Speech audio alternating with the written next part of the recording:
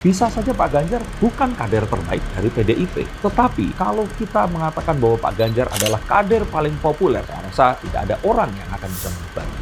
Maka jangan heran jika keputusan dari mereka tentu saja akan mempengaruhi siapa pemenang pemilu 2024 nanti. Anak-anak muda membutuhkan figur muda, seseorang yang mereka kenal dan mereka bisa temui dan bisa komentari di sosial media. Jika ini terjadi, maka ini sudah auto menang. Bahkan kalau saya katakan mungkin pemilu sudah nggak usah diadakan. Dan maka kebesaran hati diperlukan di sini untuk melihat bahwa milenial adalah kunci.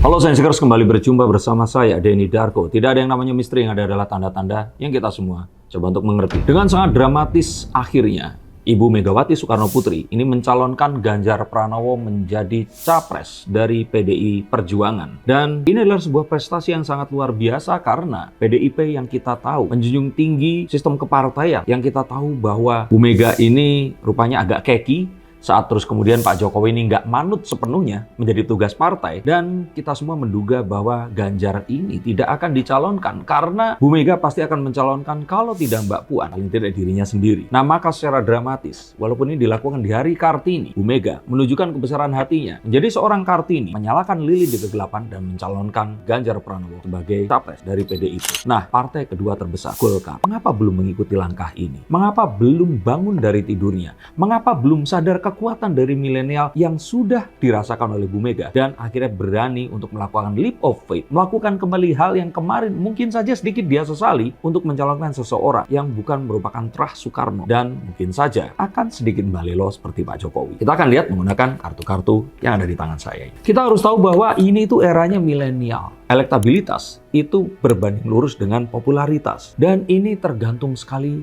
dengan apa pendapat mereka semua. Dan mereka semua ini berkumpul di dalam medsos. Maka jika sekarang kita melihat Pak Ganjar Pranowo menjadi kader yang diunggulkan, bisa saja Pak Ganjar bukan kader terbaik dari PDIP. Tetapi kalau kita mengatakan bahwa Pak Ganjar adalah kader paling populer, saya rasa tidak ada orang yang akan bisa mendebatnya. Maka saya katakan bahwa mencalonkan Pak Airlangga Hartarto mungkin saja adalah satu langkah tertepat jika ternyata ingin mencalonkan kader yang paling baik. Tetapi apakah dia memiliki persentase yang cukup untuk pencapresan ini? Saya pikir tidak. Maka di luar bahwa sistem kepartaian yang sekarang ada ini harus segera diupdate. Udah nggak sesuai lagi kalau 100% tetap seperti ini. Maka yang terjadi, apakah ini benturannya akan ada di partai atau ada di luar, tapi ini nyata adanya. Bahwa siapapun yang populer akan datang dan mengeruk suara. Nah, apakah akan tetap menyerah dan terus masih menggunakan lagu lama, mengambil artis yang populer, yang tidak mengerti tentang politik dan tidak memiliki visi apapun untuk menjadi seorang kader partai dan meresikokan suara DPR di dalam mereka ini tadi? Maka kaderisasi ini sangat penting adanya. Dan mungkin saja kader-kader yang ada ini yang lebih baik diajarin untuk bersosial media agar mereka populer dibandingkan mengajak orang yang populer yang belum tentu memiliki visi dan juga genetik dari partai yang ada. Seperti kita tahu, kalau saya tidak salah melihat,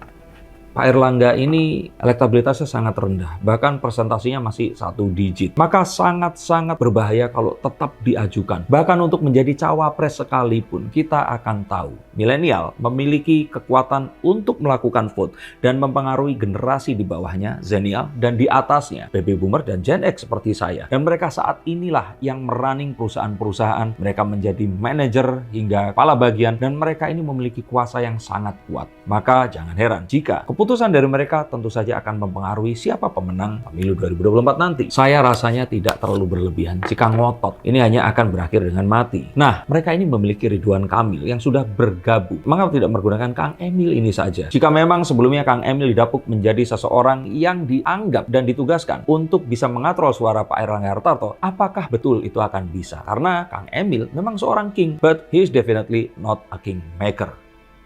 Dan saya kira Golkar saat ini harus segera mengambil langkah dan nggak boleh bingung terlalu lama. Apakah mau bergabung dengan PDIP atau bergabung dengan Pak Prabowo Subianto? Tapi saya yakin Pak Prabowo pun tidak akan melirik. Menggabungkan Pak Prabowo dengan Airlangga Hartarto adalah kartu mati. Anak-anak muda tidak akan terangkul di sini. Dan mereka tidak akan tahu dua orang kakek ini siapa mereka sebenarnya. Anak-anak muda membutuhkan figur muda. Seseorang yang mereka kenal dan mereka bisa temui dan bisa komentari di sosial media. Dua orang ini tentu saja bukan dari golongan yang mereka harapkan bisa mewakili mereka di 2024 nanti. Maka saya pikir, jika ternyata nanti Ganjar Pranowo ini maju dengan Sandiaga Uno, atau dengan Erick Thohir, atau ternyata pun tidak dengan seorang yang muda, maka saya pikir Golkar hanya akan berpotensi menjadi penonton saja. Dan saat nanti sudah sadar, semua mungkin akan sudah terlambat. Maka sadari bahwa zaman ini sudah berubah. Belajarlah dari seorang Ridwan Kamil. Dan kalau memang ini sudah terlambat, calonkan Kang Emil sekarang juga. Atau jika memang memiliki kekuatan untuk bisa melobi Pak Prabowo Subianto, mendingan Pak Prabowo ini dilobi, dibawa ke koalisi PDIP, dan dibujuk untuk menjadi seorang cawapres. Jika ini terjadi, maka ini sudah auto menang. Bahkan kalau saya katakan, mungkin pemilu sudah nggak usah diadakan. Karena sudah jelas bahwa penangnya akan jadi Ganjar Pranowo dengan Prabowo Subianto sebagai wakilnya. Lalu Pak Erlangga dan Kang Emil, ya mungkin akan tetap menjadi ketua umum atau menjadi menteri nantinya. Seperti apa yang didapatkan saat ini. Tetapi tentu saja, masih ada waktu 5 tahun kemudian untuk bisa mendapatkan kursi dan bisa mencapreskan diri. Ini untuk Pak Erlangga. Tapi tentu saja tidak akan terjadi apa-apa jika ternyata Golkar bergabung dengan Anies Baswedan, karena ini jelas berbeda kubu dan akan sulit untuk merangkul siapapun di sini.